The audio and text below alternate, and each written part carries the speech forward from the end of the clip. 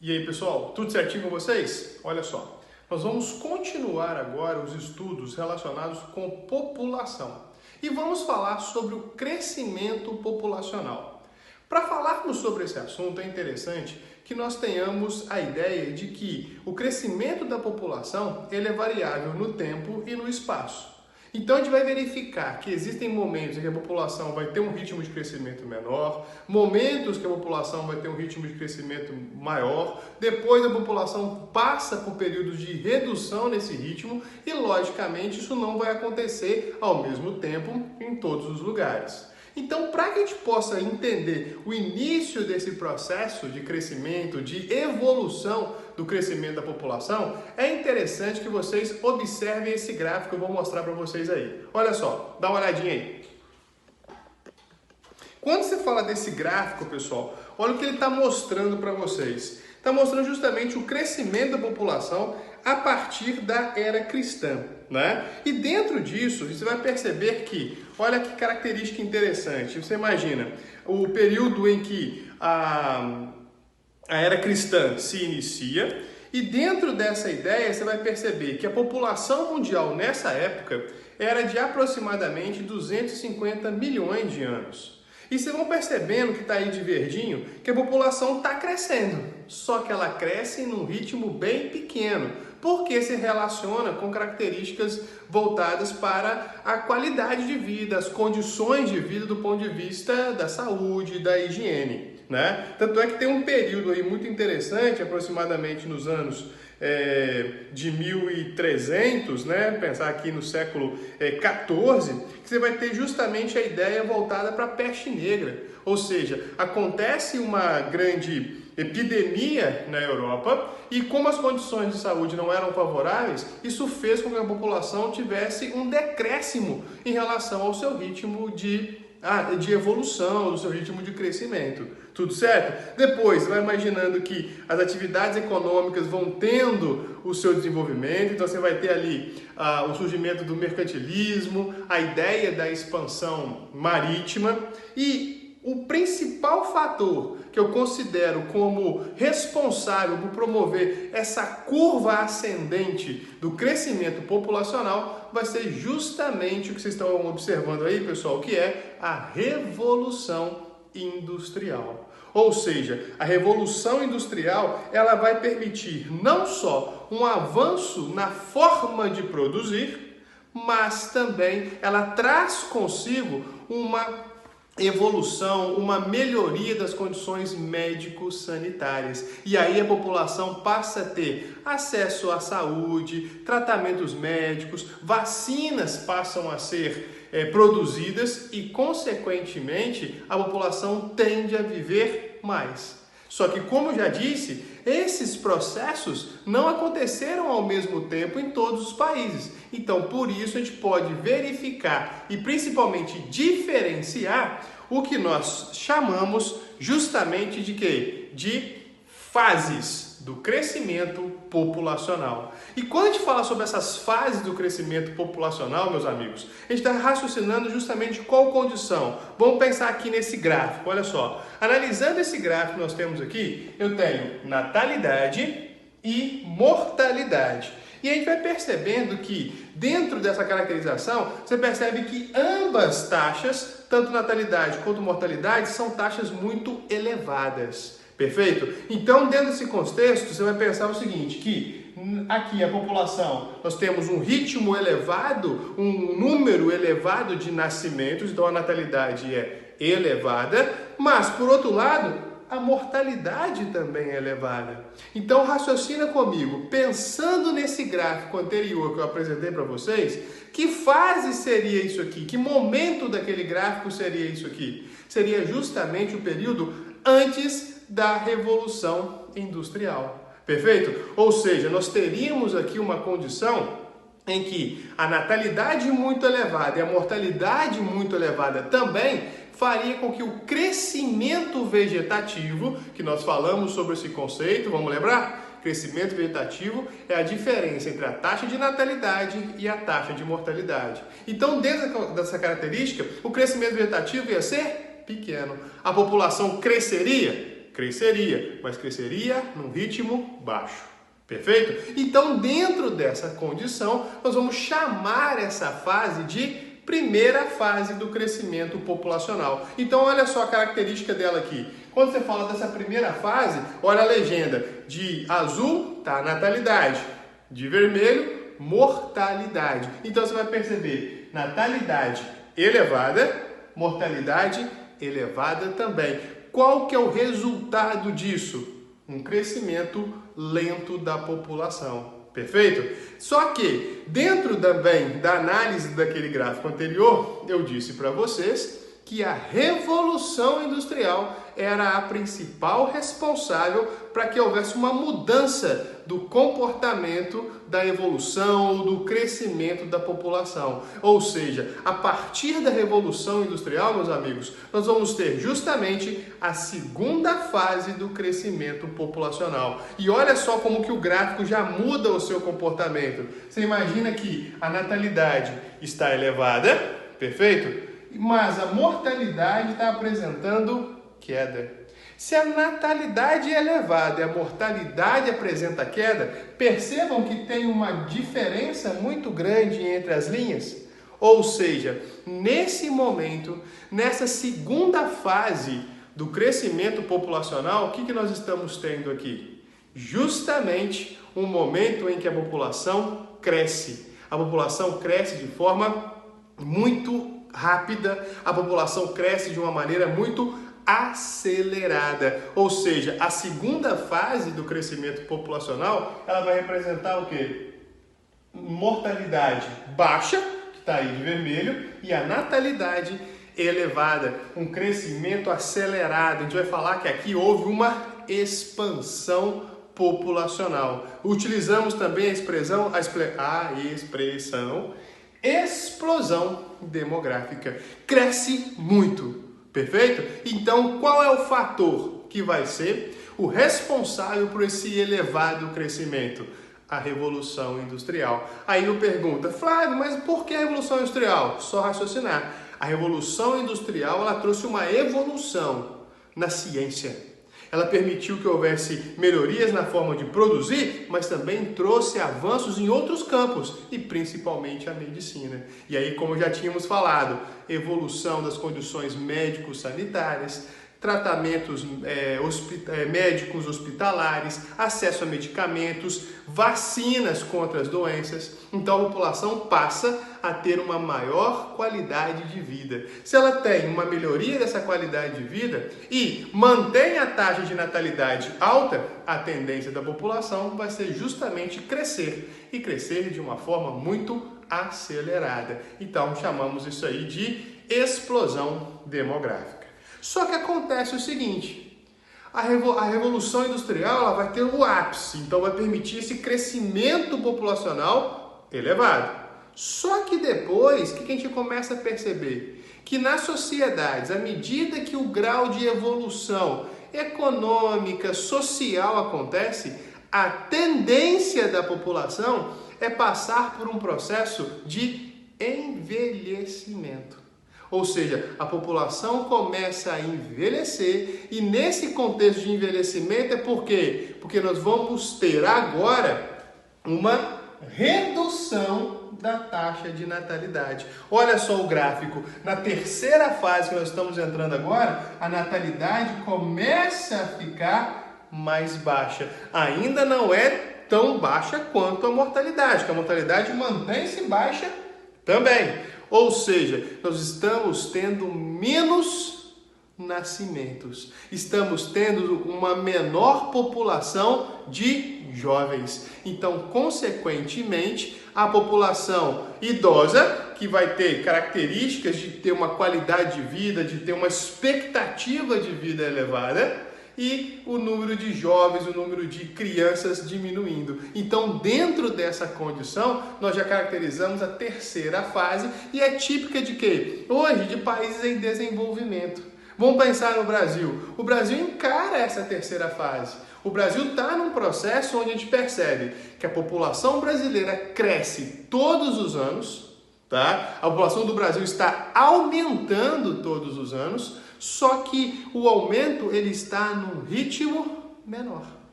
Essa que é a grande caracterização, beleza? É como você pensar dentro daquele conceito que eu passei para vocês semana passada, que eu comentei sobre o quê? Sobre taxa de fecundidade, né? E quando eu falei sobre taxa de fecundidade, eu tinha comentado justamente que essa taxa de fecundidade é o número de filhos por mulher. E a gente não falou que no Brasil está tendo um decréscimo dessa quantidade de filhos por mulher? Por quê? Porque está ligado justamente a uma condição em que a população, à medida que ela se torna mais urbana, à medida que a mulher entra no mercado de trabalho, à medida que você vai tendo casamentos mais tardios, isso tudo, esse conjunto de fatores, contribuem para justamente você ter a diminuição das taxas de natalidade. Como a mortalidade começa a ter uma condição também menor, porque a qualidade de vida está sendo aumentada, a expectativa, então a gente fala que estar na terceira fase é estar num processo de envelhecimento da população. Beleza? E aí dentro disso, pessoal, é muito interessante pensar sobre alguns pontos. Por quê? Porque a gente vai percebendo que à medida que um país diminui o seu ritmo de crescimento vegetativo, o seu ritmo de crescimento populacional, o que isso vai acarretar? Isso pode acarretar problemas futuros relacionados como mão de obra, não é? Vamos pensar que recentemente no Brasil foi proposta e aprovada uma reforma da Previdência justamente raciocinando sobre essas características aqui.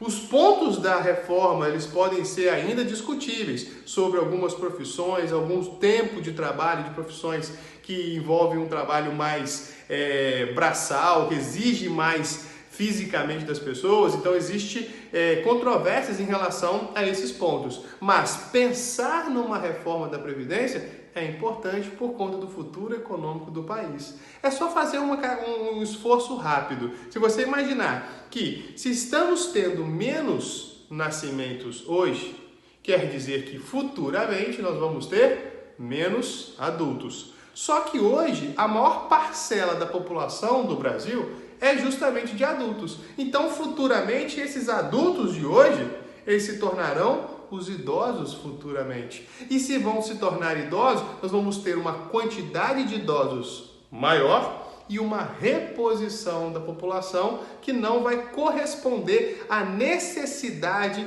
de reposição dessa população ativa. Ou seja, vai ter um déficit de mão de obra e, logicamente, um déficit econômico. Então, dentro desse aspecto, pessoal, fica a dica para vocês. Anotem aí um conceito, tá? Que é muito válido, que é muito importante. É o conceito de relação de dependência. Tá? E que conceito é esse? Quando a gente fala de relação de dependência, eu estou fazendo justamente uma relação entre a população que é ativa, ou seja, aquela população que trabalha, que exerce atividades remuneradas ou está à procura de trabalho, mas está apta a trabalhar, e a população não produtiva, ou seja, aquela que está relacionada principalmente com a população que já exerceu as suas atividades econômicas e está agora aposentada. Ou então a parcela da população que ainda está num processo de formação, para virar ainda uma população economicamente ativa. Então essa relação de dependência, ela é muito importante para a gente entender quantas pessoas dependem de quem trabalha. Hoje no Brasil, nós estamos numa situação que chamamos de favorável, tá? Entre um contexto em que a gente tem uma mão de obra elevada. Só que futuramente, o que vai acontecer? Nós vamos tendo gradativamente uma redução dessa mão de obra que trabalha. Então, consequentemente, isso pode trazer déficits econômicos para o país. Países desenvolvidos, na Europa principalmente, já passam por esse processo. Tanto é que eles fazem políticas de incentivo à natalidade. Oferecem bolsas aos casais para que os casais sejam incentivados a ter filhos e promover a reposição da população. Perfeito? Só para você ter uma noção, o Brasil está com mais ou menos 1,8, 1,9 filho por mulher. A taxa de reposição ideal é 2,1 filho por mulher, ou seja, o Brasil já está abaixo da taxa de reposição. Então, futuramente, isso vai interferir nas características populacionais do nosso país. Beleza? Bom, só que essa terceira fase, poxa, ele está falando muito de países em desenvolvimento, mas existem países que já estão entrando numa condição ainda mais séria, vamos pensar assim, do ponto de vista da população, que é justamente a quarta fase. Percebam aqui que o gráfico, as linhas do gráfico já fazem com que a natalidade seja muito baixa, a mortalidade também é muito baixa. Então, dentro disso, você pode pensar nisso aqui, ó. Olha, natalidade baixa, mortalidade baixa. Olha, Flávio, está igual a da terceira fase. Só que nesse caso tem um detalhe. A natalidade é tão baixa, mas tão baixa, que ela consegue ser menor do que a mortalidade. Ou seja, morrem mais pessoas do que nascem nesse país. E dentro dessa condição, a população, ao invés de aumentar, a tendência dela vai ser justamente de diminuir. Ou seja, nós chamamos isso aqui de um crescimento negativo. Quando o crescimento foi acelerado, eu não chamei de explosão demográfica, agora eu vou chamar isso aqui, sabe de quê? De implosão demográfica. Quando eu falo da implosão, eu estou falando que a população está o quê? Se retraindo em relação ao seu ritmo de crescimento. E algumas áreas do planeta já estão dentro disso. As estatísticas mostram que no futuro a população russa ela vai diminuir. As estatísticas mostram que a população alemã ela vai diminuir, assim como a brasileira também, só que num período um pouco mais avançado em relação ao século XXI. Mas essa é uma tendência, esse é um comportamento das civilizações que estão passando por um processo de desenvolvimento mais elevado. Certinho? E aí, dentro dessa condição, é justamente onde entram as políticas públicas. Só que aí, a gente tem que fazer uma consideração. Por quê? Ah, Flávio, então quando a população está nesse contexto, incentiva-se a natalidade. Poxa, beleza. Mas você imagina que uma sociedade que já está toda estruturada a não ter filhos, não é fácil convencer as pessoas a ter filhos. Qual seria uma outra saída? Poxa, então vamos incentivar a migração. Só que aí vem o problema relacionado com a questão da miscigenação, com a relação da interdependência cultural e relaciona com problemas que a gente vai ver quando falarmos sobre migrações, que envolve a questão da xenofobia. Ou seja, então é muito complexo quando a gente fala, quando a gente comenta sobre esse processo relacionado com o crescimento populacional. Ah, Flávio, mas existem áreas no planeta que ainda estão nessa fase de primeira, segunda fase? Sim. Existe, por exemplo, a África subsaariana, que são países que se tornaram independentes em meados do século XX. Ou seja, eles estão passando ainda por um processo de evolução dentro do comportamento do crescimento da sua população. E outra característica que é importante, que quando falamos da transição entre a primeira e a terceira fase, nós chamamos isso de transição demográfica. O que é a transição demográfica? A transição demográfica é um período que fica compreendido entre dois momentos onde as taxas estão tendo o mesmo comportamento. Nesse caso, as taxas de natalidade e mortalidade crescendo, e entre uma fase em que as taxas de natalidade e mortalidade estão diminuindo. E dentro dessa transição, eu tenho a fase de um crescimento acelerado. Então, por exemplo, o Brasil é um país que concluiu a sua transição demográfica e se encontra na terceira fase. Países da África subsaariana estão num processo ainda de conclusão da sua segunda fase ou de conclusão da sua transição demográfica. Países europeus já concluíram há muito tempo a sua transição, a sua transição, e já estão se encontrando até mesmo na quarta fase do crescimento populacional. Beleza? E aí, dentro dessas condições, dentro dessas características e desses comportamentos, nós vamos perceber que começam a surgir algumas teorias que vão falar sobre o ritmo desse crescimento da população e o que isso pode afetar do aspecto social, do aspecto econômico, do aspecto ambiental. E dentro disso nós falaremos sobre as teorias demográficas, perfeito? E isso é assunto para a próxima aula. Valeu, grande abraço, tamo junto!